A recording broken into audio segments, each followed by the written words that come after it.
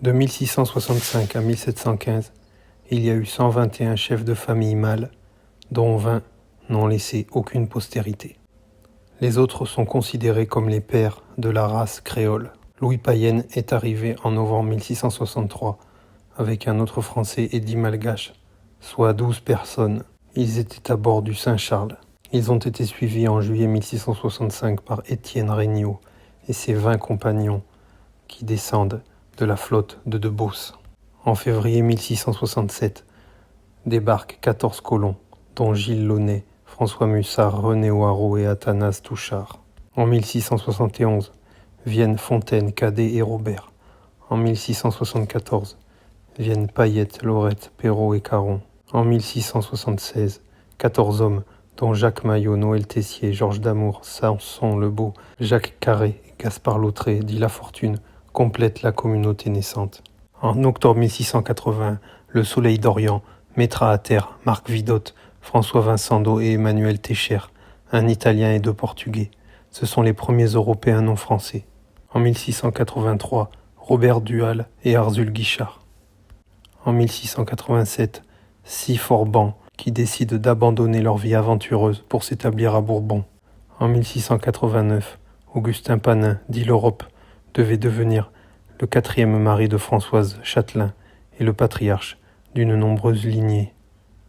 Il y avait aussi à bord du Saint-Jean-Baptiste Jean Gruchet, Pierre Gonod et Jacques Aubert. Sur les 121 chefs de famille recensés entre 1665 et 1715, 23 sont des étrangers et 98 sont français. 21 viennent du bassin de la Seine, 20 de la Loire, 17 de Bretagne, 15 de Charente, 10 du Midi et 5 de Dunkerque. 37 femmes venues du dehors ont été mariées dans l'île aux premiers habitants. Parmi elles, 3 furent totalement stériles. Il resta finalement 33 éléments féminins et au début, bien des colons devaient subir un célibat forcé et attendre que les filles de leurs amis naissent et atteignent l'âge nubile. Les veuves se remariaient sans même attendre le délai de viduité. Entre 1667 et 1670, les premières arrivées sont Anne Billard, Antoinette Arnaud, Marie Baudry, Jeanne Delacroix, Anne Cazes, Cécile Mousse, Marguerite Compiègne.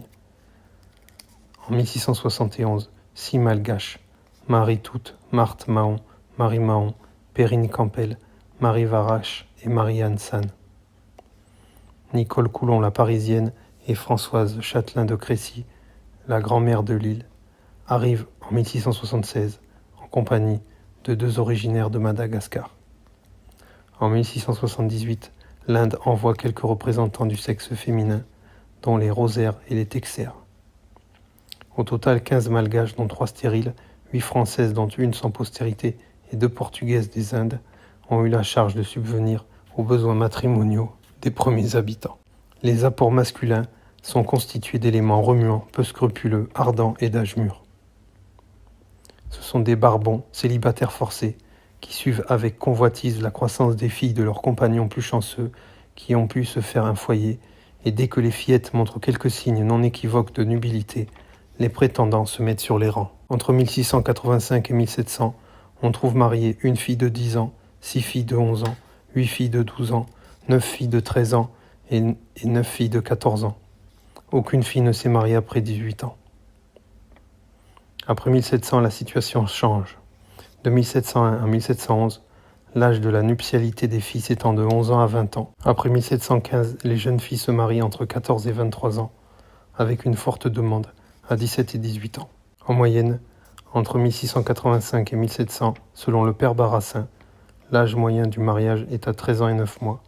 Entre 1700 et 1711, 14 ans et 5 mois.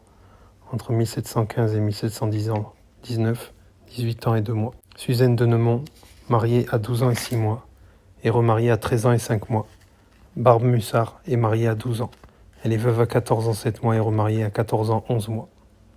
Entre 1665 et 1715, il y a eu 80 célibataires, dont 3 femmes. Mais les 77 mâles, certains ont pu, à la faveur d'une aventure, avoir une progéniture naturelle ou adultérine. Mais aucun de ces hommes n'a pu transmettre, en raison des lois canoniques en vigueur à l'époque, son nom à des enfants nés irrégulièrement. Parmi les célibataires, Jean Marquet, Bernica, Le Ponto. Guy le Gentil de la Barbinais écrit dans un récit, après son séjour à Bourbon en avril et mai 1717. Je vis un jour dans l'église paroissiale de Saint-Paul une famille entière qui me donna de l'admiration. Tous les visages de ceux qui la composaient étaient de couleurs différentes, et je puis dire que ma vue allait du blanc au noir et du noir au blanc. Je comptais, depuis la trisaïeule jusqu'à l'arrière-petite-fille, 5 générations. La trisaïeule, âgée de 108 ans, était noire, telle que le sont les indiennes de Madagascar.